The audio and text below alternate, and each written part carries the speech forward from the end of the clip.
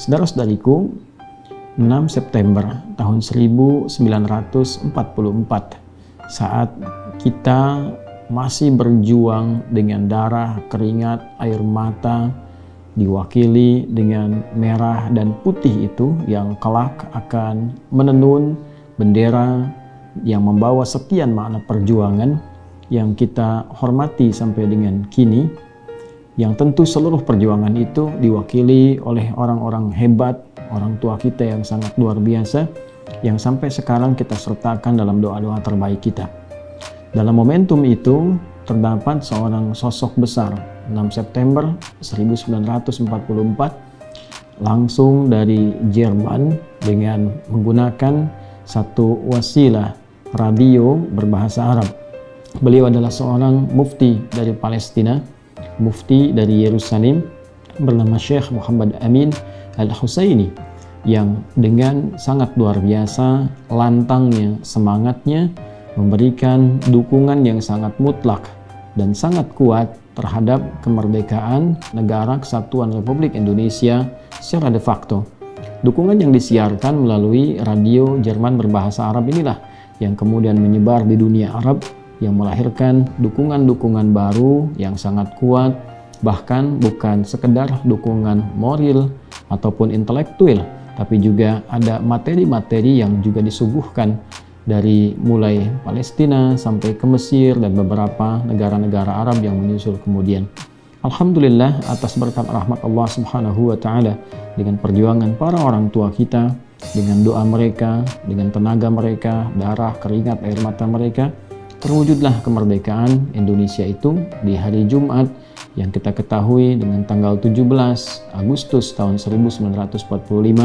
dan sampai dengan sekarang sudah sekian masa kita nikmati kemerdekaan itu, 78 tahun tepatnya, yang tentu mesti kita isi dengan semangat untuk membangun, kompak, terjauh dari perpecahan, dan dengan itu insya Allah kita bisa membangun negeri ini sesuai dengan harapan para pejuang-pejuang kita yang menginspirasi dan mengarahkan kita untuk selalu bersatu dalam kebaikan, dan juga menjadikan Indonesia ini negara yang kuat, makmur, dan lebih daripada itu diridhoi oleh Allah Subhanahu wa Ta'ala, karena kita meraihnya pun atas berkat rahmat Allah yang Maha Kuasa. Saudara-saudariku, 4 tahun setelah peristiwa pengumuman itu, tepatnya tahun 1948, ternyata mufti besar itu dari tempat ia dilahirkan, tempat ia tumbuh berkembang bahkan menjadi mufti, keadaan menjadi berbalik.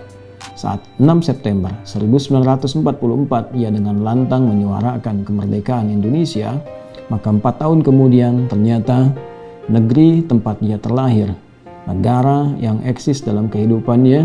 menjadi berbalik terjajah sampai dengan kini. Sekian puluh tahun telah berlalu, dan menariknya, dan juga bukan hanya menarik dalam konteks positif, tapi juga memberikan makna-makna yang ironi, makna-makna negatif kepada kita semua, bahwa sekian puluh tahun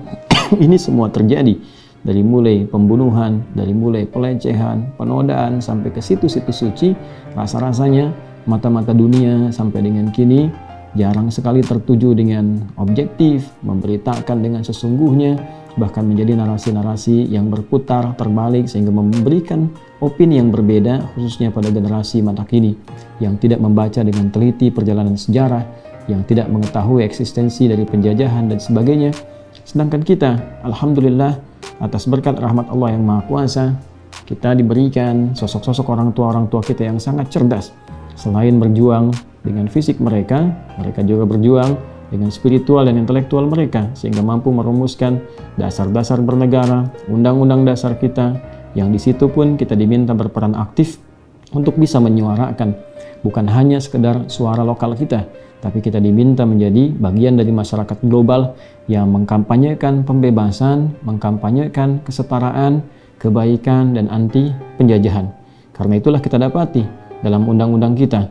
mengatakan kepada dunia bahwa penjajahan harus dihapuskan karena tidak sesuai dengan peri kemanusiaan dan peri keadilan. Oleh karena itu, dalam video yang singkat ini, saya ingin mengajak kepada kita semua, lapisan masyarakat Indonesia, tanpa kecuali, Bila dulu Palestina luar biasa mendukung kita dengan doa, dengan kampanye mereka, dengan kekuatan lobi mereka, maka solusi terbaik untuk mengatasi krisis saat ini, khususnya yang terjadi di Palestina dan sekitarnya, tiada lain adalah memberikan kesetaraan dalam kebebasan berkehidupan, memberikan kesetaraan dalam eksistensi bernegara. Saatnya Palestina merdeka, seperti yang lain juga merdeka, mendapatkan kenyamanan beraktivitas, terbebas dari konflik, saling menghormati, dan kiranya itu akan mengantarkan kedamaian ke berbagai pihak dalam berkehidupan.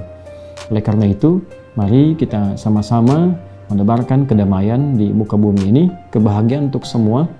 dan mendoakan dalam segala hal supaya kita semua hidup dalam keadaan yang baik. Dan dalam konteks Palestina yang sekarang berkembang, saya mengajak kita juga untuk mendoakan para pejuang-pejuang untuk mendapatkan kemerdekaan dalam kehidupan mereka. Dan bagi umat Islam, saya juga menyarankan untuk bisa melakukan doa kunut nazilah, dikhususkan kepada para pejuang-pejuang untuk mendapatkan kemerdekaan seperti yang diharapkan. Bila dalam puluhan tahun otoritas penjajah melakukan berbagai macam keburukan, tindakan kriminal, seperti yang tadi saya sampaikan, membuldoser wartawan, bahkan non-muslim yang sedang menyiarkan penggusuran perumahan yang dilakukan dengan cara ilegal, membunuh, melecehkan, menodai situs suci, merampok, dan mengeluarkan penduduk aslinya luput dari pantauan dunia, atau boleh jadi bukan dikatakan luput, tapi dialihkan pemberitaan dalam konteks yang lain, maka menjadi ironi dan sangat mengherankan jika penduduk lokal melakukan perlawanan, pembelaan diri, dan kehendak untuk merdeka. Seperti dulu juga Amerika berjuang untuk mendapatkan kemerdekaannya. Seperti juga dulu Eropa berjuang untuk mendapatkan kemerdekaannya. Seperti dulu Indonesia berjuang untuk mendapatkan kemerdekaannya. Bila negara-negara tersebut diperkenankan untuk membela diri, maka mengapa Palestina mesti terlarang untuk membela dirinya sendiri? Mesti terlarang untuk mendapatkan kemerdekaan untuk negaranya sendiri.